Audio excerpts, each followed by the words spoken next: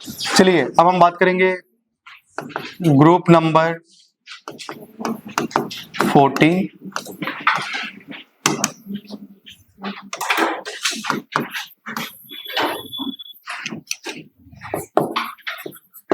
Carbon family.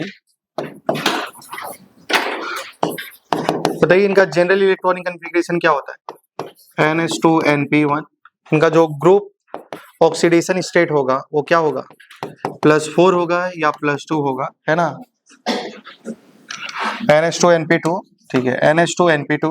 तो क्या होगा बताइए, इनका ग्रुप ऑक्सीडेशन स्टेट क्या होगा? या तो +4 होगा या तो +2 होगा, +4 होगा या तो +2 होगा। नीचे वाला एलिमेंट इनर्ट पेयर इफेक्ट अपने हाईएस्ट ऑक्सीडेशन स्टेट से 2 यूनिट कम ऑक्सीडेशन स्टेट शो करते हैं। इनका जो रेंज होता है भाई, रेंज अगर हम बात करें रेंज, तो बताओ रेंज क्या होता है? -4 से कहां तक होता है? 4 तक। -4 क्या है? लोवेस्ट, और ये क्या है? हाईएस्ट, है कि नहीं? ठीक है, और इनर पेयर इफेक्ट की वजह से वो 2 यूनिट कम ऑक्सीडेशन स्टेट शो करते हैं, मालूम है ना ऐसा आप लोग? ठीक है, तो यहां तक आप लोग को मालूम है। मेंबर कौन कौन से मेंबर होते हैं इसमें?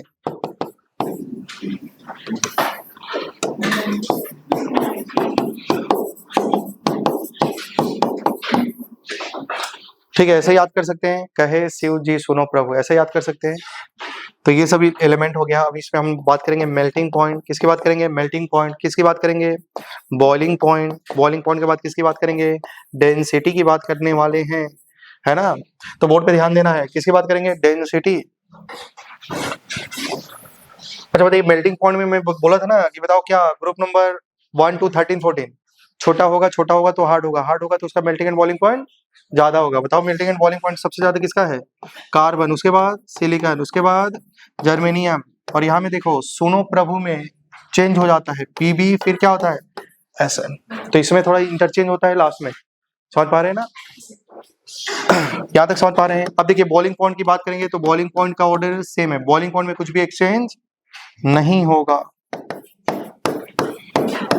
क्या आप लोग समझ पा रहे हैं ना? और यहाँ में ध्यान से सुनिए, बॉइलिंग पॉइंट में ना यहाँ में कुछ भी नहीं लिखा है एनसीईआरटी में, तो मैंने भी कुछ भी नहीं लिखा है, ठीक है? वहां में सिलिकॉन से ये पूरा ऑर्डर सेम है, लेकिन यहाँ में सिलिकॉन से पहले कुछ भी लिखा नहीं है, तो आपको भी डायरेक्टली छोड़ देना है। क्या आप समझ पा रहे हैं क्या? अब हम बात करेंगे डेंसिटी की। किसकी बात करने वाले हैं? डेंसिटी की। तो डेंसिटी को मैं यहाँ में लिखता हूँ।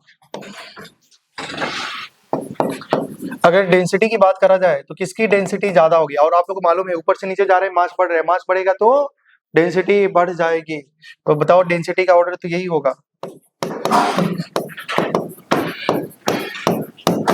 और बोर्ड पे ध्यान दीजिए, ध्यान, यहाँ में जो कार्बन है वो क्या है?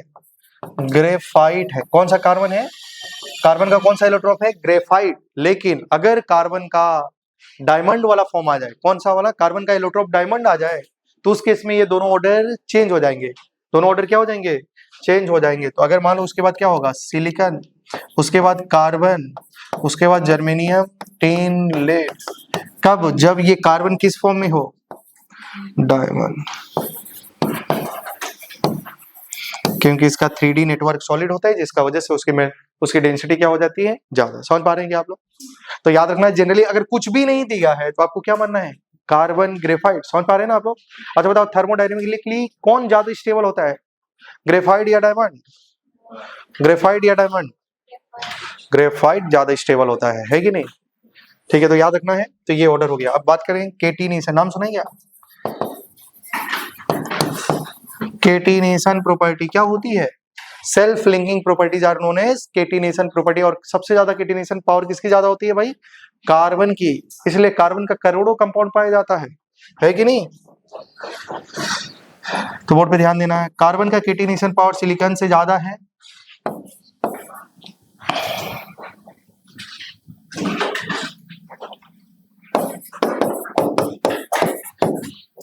और ये दोनों का केटिनेशन पावर बराबर होता है। तो ये कुछ प्रॉपर्टीज है जो आपको लिखाई जा रही है, कॉपी कर लीजिए। अब हम इनकी बात करेंगे केमिकल प्रॉपर्टीज, मतलब इनकी रिएक्शन पढ़ेंगे। रिएक्शन किस किस के साथ में पढ़ेंगे? तो इसमें सिर्फ और सिर्फ आपको देखो भाई, इस फैमिली में मैक्सिमम पार्ट आपको आगे पढ़ा दी गई है। सिलिकेट के बारे में पढ़ाई गया क्या? सिलिकेट का बेसिक यूनिट क्या होता है? SiO4 - 4, है ना? ऑक्सीजन पे चार्ज -1 आता था तो बोला जाता है वो मोनोवैलेंट है, और न्यूट्रल था तो शेयर्ड ऑक्सीजन था, है ना। हर सिलिकॉन के साथ में मैक्सिमम 4 ऑक्सीजन होगा ही होगा, लेकिन कभी कभी दिखाई क्या देता है, जैसे 3D सिलिकेट का फॉर्मूला क्या है, SiO2, ऑक्सीजन तो 2 ही दिखाई देता है, लेकिन होता है ऑक्सीजन कितना, 4। क्लियर है ना। तो सिलिकेट क्या सिलिकॉन के बारे में पढ़ाया गया था, उसी प्रकार उस मैक्सिमम सारी बातें पढ़ा दी गई हैं, है ना।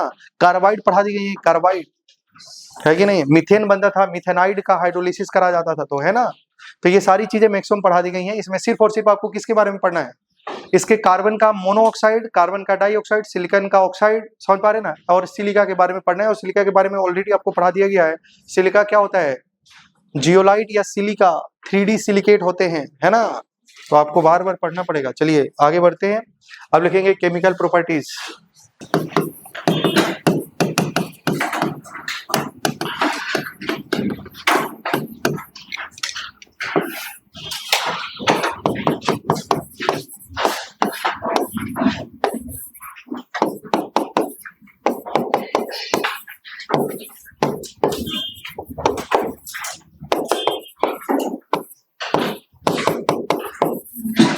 तो जब भी हम लोग कार्बन फैमिली की बात करेंगे तो जब ऑक्सीजन के साथ में रिएक्शन करेगा तो 2 प्रकार का ऑक्साइड बनाएगा, तो एक तो मोनोऑक्साइड बनेगा और दूसरा डाइऑक्साइड के बारे में बनाएगा, है ना। इसके बारे में हम लोग को पढ़ना है, ठीक है। तो या तो ये डाइऑक्साइड है और ये मोनोऑक्साइड है, जैसे CO carbon monoxide, silicon monoxide, समझ पा रहे हैं, जर्मेनियम मोनोऑक्साइड, और ये इसका क्या है, डाइऑक्साइड है, ठीक है। और यहाँ में इसका ऑक्सीडेशन नंबर क्या हो गया बताइए, हाईएस्ट में है +4 और यहाँ में क्या है +2 है कि नहीं है। और बताइए ऊपर से नीचे जा रहे हैं तो मेटल का कैरेक्टर बढ़ता है, और मेटल का कैरेक्टर बढ़ेगा तो बेसिक कैरेक्टर क्या बढ़ेगा। तो ऊपर से on moving down to group basic character increases. तो इसमें भी होगा, लेकिन हम लोग बात करते फिर अगर मान लो ये देखो भाई, कोई भी एलिमेंट, मैक्सिमम सारे एलिमेंट जनरली ऑक्सीजन के साथ में रिएक्शन करता है, समझ पा रहे हैं ना। कुछ हमारे नोबल मेटल जो होते हैं वो रिएक्शन नहीं करते हैं ऑक्सीजन के साथ में, लेकिन मैक्सिमम एलिमेंट जो होते हैं ऑक्सीजन के साथ में रिएक्शन करते हैं। और आपको याद होगा बालिका, सीता, गीता, ऐश्वर्या सब ट्यूशन पढ़ने आते हैं, बताया गया था ना। तो बालिका, सीता, गीता आ गया कि नहीं आ गया। तो इसके ऊपर वाले क्या होते थे और नीचे वाले मेटल, है ना। तो बताओ ये कार्बन कैसा है, मेटल या नॉन मेटल है। नॉन मेटल का ऑक्साइड का नेचर कैसा होगा, तो ये कैसा होगा, एसिडिक, है ना। और बताइए यार क्या एम्फोटेरिक, है ना। कैसे बताओ रूल, कैसे याद कराया गया था, जनाबे अली पंजाबी, है ना। उसके बाद बेस्ट सॉन्ग सब मिलकर गाएंगे, क्या आ रहा है, क्या SNPB आ रहा है क्या। तो इनके जो ऑक्साइड के नेचर होते हैं वो कैसे होते हैं, एम्फोटेरिक। कैसे होता है, एम्फोटेरिक। तो ये एम्फोटेरिक होते हैं, याद रखना है, ये कैसे होते हैं, एम्फोटेरिक, समझ पा रहे हैं ना। और इनका ऑक्साइड डाइऑक्साइड और इनका मोनोऑक्साइड दोनों कैसा होता है, एम्फोटेरिक, ठीक है। ये क्या हो गया भाई, बालिका, सीता, ये तो मेटलॉइड हो गया, समझ पा रहे हैं ना। मेटलॉइड में 100% मेटलॉइड में क्या होता है ना भाई, मेटल और नॉन मेटल दोनों का कैरेक्टर होता है, लेकिन या तो मेटल ज्यादा डोमिनेट करता है या तो नॉन मेटल डोमिनेट करता है। कभी कभी 50-50% नहीं होता है कि 50% मेटल का कैरेक्टर है और 50% नॉन मेटल का कैरेक्टर है। अगर कोई मेटलॉइड है तो उसमें हो सकता है 80% मेटल का कैरेक्टर है और 20% नॉन मेटल हो, या नॉन मेटल का कैरेक्टर ज्यादा है, मेटल का कैरेक्टर कम होगा, ऐसा होगा ना। तो देखा गया इन दोनों में, क्या देखा गया, इन दोनों में नॉन मेटल का कैरेक्टर ज्यादा है, तो नॉन मेटल का ऑक्साइड का नेचर कैसा हो जाएगा, एसिडिक। इसलिए ये ऊपर का तीनों ऑक्साइड का नेचर कैसा है, एसिडिक, और नीचे वाला क्या है, एम्फोटेरिक। समझ पा रहे हैं क्या आप। अब ध्यान दीजिएगा, CO को तो जानते होंगे, क्या बोला जाता है, न्यूट्रल ऑक्साइड। ये कैसा ऑक्साइड है, न्यूट्रल ऑक्साइड, समझ पा रहे हैं ना। GeO एसिडिक ऑक्साइड है, कैसा ऑक्साइड है, एसिडिक ऑक्साइड। NCERT में SiO के बारे में कुछ भी मेंशन नहीं किया है। SiO का नेचर कैसा होगा वो NCERT में नहीं लिखा है, तो आपको छोड़ देना है। लेकिन ये होता है, ये एग्जिस्ट करता है कि नहीं करता है, करता है, लेकिन ये एग्जिस्ट वेरी हाई टेम्परेचर पे एग्जिस्ट करता है। तो इट एग्जिस्ट एट, लिख सकते हैं, it exist at very high temperature. ये बहुत ही हाई टेम्परेचर पे ये कंपाउंड एग्जिस्ट करता है, तो कॉपी कर लेंगे। अब कुछ हम लोग रिएक्शन विथ वाटर लिखेंगे नेक्स्ट में। तो रिएक्शन विथ ऑक्सीजन हो गया। अब हम बात करेंगे रिएक्शन विथ वाटर। वाटर के साथ में रिएक्शन,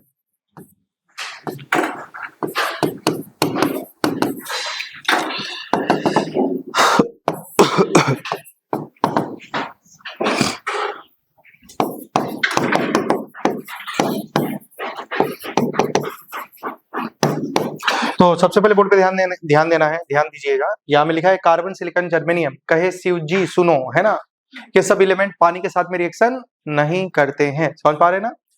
देखो ये कार्बन सिलिकॉन और जर्मेनियम पानी के साथ में रिएक्शन नहीं करते हैं। समझ पा रहे हैं ना? और यहाँ में देखो, और इसके बाद कुछ रिएक्शन पढ़ाई जाएंगे तो देखेंगे कि वहां में कार्बन वाटर के साथ में रिएक्शन कर रहा है। लेकिन जब हम बात करें कि वाटर के साथ में रिएक्शन नहीं कर रहे हैं, वो नॉर्मल वाटर के साथ में रिएक्शन नहीं कर रहा है। ठीक है, समझ पा रहे हैं ना? तो अगर उसमें आप केटलिस्ट डाल दो या स्टीम डाल दो, हॉट वाटर डाल दो, तो उस केस में रिएक्शन हो सकता है, लेकिन ये नॉर्मल वाटर के साथ में रिएक्शन नहीं कर सकते हैं। समझ पा रहे हैं ना? अगर आप इसको रिएक्शन कराइए, हाई टेम्परेचर दीजिए 473 और 1273 केल्विन में, आगे चलेंगे तो हम पढ़ेंगे एक 473 और 1273 इतना केल्विन में वाटर जो कार्बन होता है वाटर के साथ में रिएक्शन कर लेता है। समझ पा रहे हैं? लेकिन नॉर्मल वाटर के साथ में ये रिएक्शन नहीं कर सकता, मतलब ये रिएक्शन रूम टेम्परेचर पे नहीं हो सकती हैं। समझ पा रहे हैं ना? अगर इसको कार्बन को वाटर के साथ में रिएक्शन करना पड़ेगा तो कार्बन का एलोट्रोप एमरफस वाला कोक होता है। क्या होता है? कोक होता है। फिर उसमें क्या डालना है? पानी, और पानी डालना है हाई टेम्परेचर पे, तब वो रिएक्शन होती है। क्लियर है ना भाई? लेकिन रूम टेम्परेचर पे रिएक्शन नहीं होगा। तो लिखिए carbon silicon germanium do not react with water do not react with water. और SN carbon silicon germanium do not react with water. Next में लिखेंगे SN react with water, tin react with steam, tin react with steam to decompose it, to decompose it. बोला गया है जो tin है ना वो वाटर के साथ में रिएक्शन नहीं करता है, नॉर्मल वाटर के साथ में रिएक्शन नहीं करता है, लेकिन अगर स्टीम है, स्टीम समझ पा रहे हैं ना, तो रिएक्शन करता है। और जब भी स्टीम आ जाए ना भाई, तो ध्यान देना, स्टीम का मतलब क्या होता है? ये टूट जाएगा, पानी टूट जाएगा। स्टीम आएगा तो ये दोनों एक दूसरे से क्या हो गए? सेपरेट हो गए। तो क्या क्या अलग अलग होगा तो क्या बनेगा? हाइड्रोजन और ऑक्सीजन, ऑक्सीजन जाके इस पे अटैक करेगा तो क्या बनाएगा? SnO2। क्या बनाएगा? SnO2। और हाइड्रोजन जो है वो एजिटिज रहेगा, तो ये ऑक्साइड और हाइड्रोजन गैस बनता है। क्लियर है ना? तो जनरली हम लोग जब भी स्टीम के साथ भी रिएक्शन करेंगे तो ऑक्सीजन जाके यहाँ पे अटैक करेगा और उसका ऑक्साइड बनेगा और हाइड्रोजन गैस ऐसे ही लिबरेट हो जाएगा। क्या समझ पा रहे हैं क्या? तो ये कॉपी कर लीजिएगा। और एक और इंपॉर्टेंट पॉइंट है, जो लेड होता है वाटर के साथ में रिएक्शन नहीं करता है, क्योंकि लेड अपने ऊपर में एक ऑक्साइड लेयर का, एक प्रोटेक्टिव लेयर का फिल्म बना लेता है, इसलिए वो पानी के साथ में रिएक्शन नहीं करता है। तो नेक्स्ट में लिखेंगे, नेक्स्ट पॉइंट लिखेंगे लेड PB डज नॉट, लिखेंगे lead does not react with water due to the formation of lead PB, lead मतलब PB does not react with water due to formation of protective oxide layer, lead does not react with water due to the formation of protective oxide layer। तो next heading में लिखेंगे some important compound, some important compound। ठीक है, some important compound में पहला compound का नाम है कार्बन मोनोऑक्साइड। क्या होता है? Carbon monoxide. ठीक है, समझ पा रहे हैं? तो फर्स्ट हम लोग लिखेंगे कार्बन मोनोऑक्साइड, CO के बारे में पढ़ रहे हैं, कार्बन मोनोऑक्साइड के बारे में, फिर कार्बन डाइऑक्साइड के बारे में, फिर SiO2 के बारे में पढ़ेंगे। तो सबसे पहले हम लोग का काम क्या होगा भाई? इसका प्रिपरेशन पढ़ना। क्या पढ़ना? प्रिपरेशन। और प्रिपरेशन में आप लोग बताएंगे जल्दी से HC डबल बॉन्ड OH की रिएक्शन, डिहाइड्रेटिंग एजेंट, एसिड है तो रिएजेंट क्या लेना पड़ेगा? एसिड, है ना?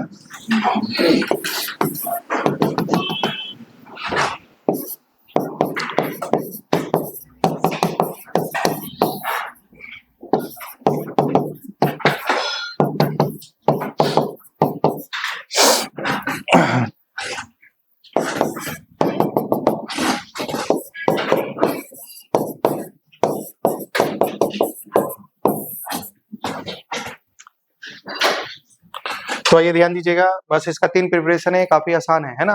आसान क्या है? बोर्ड पे ध्यान देना है। आप लोग इसका नाम है क्या है? Formic acid.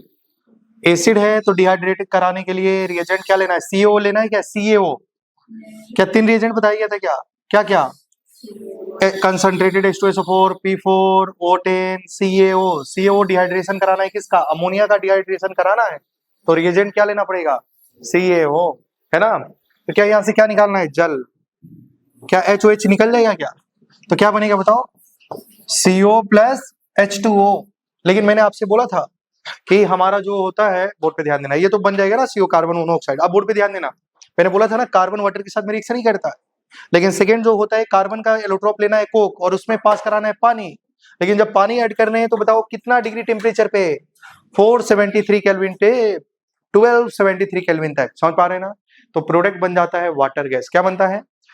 Water gas. तो देखो ये वाटर है ना, ये स्टीम है भाई। क्या है? स्टीम। जनरली क्या है? स्टीम। इतना गर्म पानी लेना पड़ेगा ना, तो ये ऑक्सीजन कार्बन के साथ में कंबाइन करेगा तो क्या बनेगा? CO। और यहाँ में क्या हो जाएगा? H2। समझ पा रहे हैं ना? समझ पा रहे हैं ना। जब भी स्टीम है तो ये दोनों टूटेगा, टूटेगा तो ऑक्सीजन जाएगा, कार्बन पे अटैक करेगा और यहाँ से हाइड्रोजन बाहर हो जाएगा। इसको बोलते हैं वाटर गैस। क्या बोलते हैं? अभी रुको मत, यहाँ में कहानी ना लिखाना पड़ेगा। तो यहाँ में क्या बोलते हैं? Water gas. या इसी को हम लोग बोलते हैं सीन गैस। क्या बोलते हैं? सीन गैस। अब प्रोड्यूसर गैस कैसे बनता है, बोर्ड पे ध्यान देना। पहले सुनो, एयर। क्या बोलेंगे? एयर। एयर में क्या होता है भाई? एयर में ऑक्सीजन होता है और क्या होता है? नाइट्रोजन। समझ पा रहे हैं ना। तो जब इसके साथ में रिएक्शन कराएंगे तो बताओ O2 और N2 में कौन ज्यादा रिएक्टिव है? N2 लेस रिएक्टिव है ना भाई। नाइट्रोजन लेस रिएक्टिव है क्योंकि नाइट्रोजन में ट्रिपल बॉन्ड होता है और ऑक्सीजन में डबल बॉन्ड होता है। तो 3 बॉन्ड तोड़ेगा रिएक्शन करने के लिए, ऑक्सीजन 2 ही बॉन्ड तोड़ेगा, है कि नहीं? तो बताओ किसकी रिएक्टिविटी ज्यादा है? ऑक्सीजन की। तो कार्बन ऑक्सीजन के साथ में रिएक्शन करेगा तो क्या बनेगा? CO। और यहाँ में बोर्ड पे ध्यान देना, यहाँ में क्या बन जाएगा? N2। तो इसको बोलते हैं प्रोड्यूसर गैस। समझ पा रहे हैं ना। तो लिखिए, पहला हो गया, दूसरा में लिखेंगे when steam is passed over coke। यहाँ में लिखेंगे when steam is passed over coke then water gas is formed। water gas या syn gas is produced।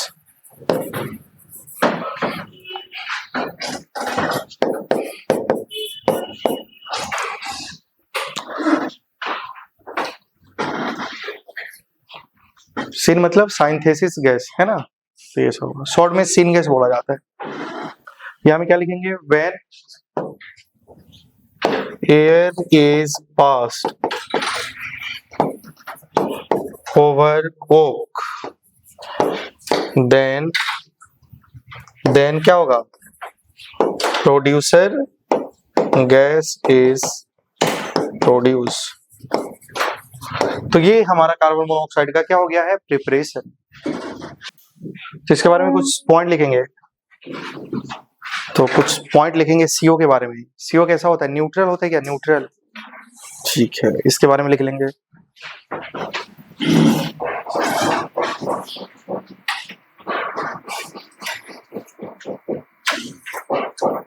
तो लिखेंगे it is a neutral oxide. It is a neutral oxide.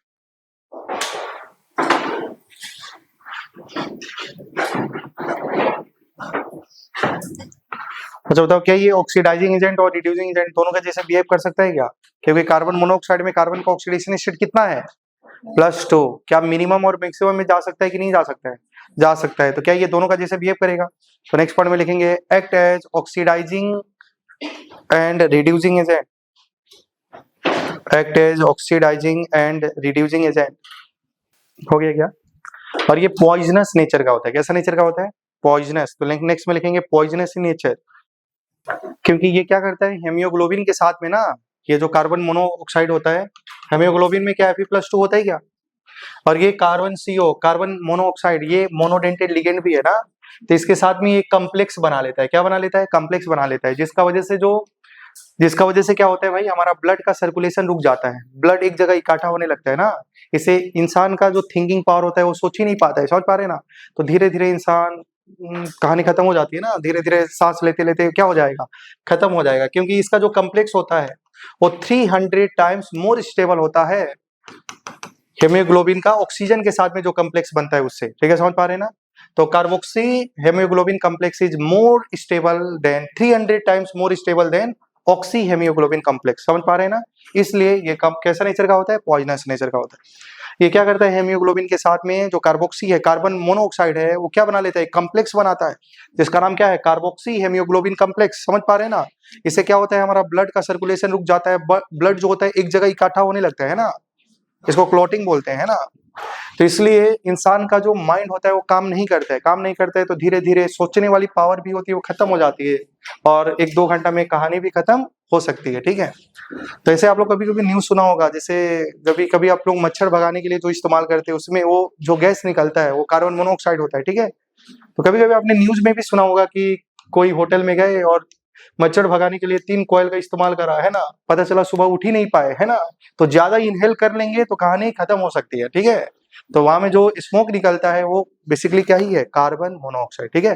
तो लिखेंगे एक point, लिखेंगे carboxy haemoglobin complex is 3 times, कभी आ जाएगा कि कितना टाइम्स, तो ये नंबर याद रखना है 300 टाइम्स, ठीक है। तो carboxy haemoglobin complex is 3 times more stable then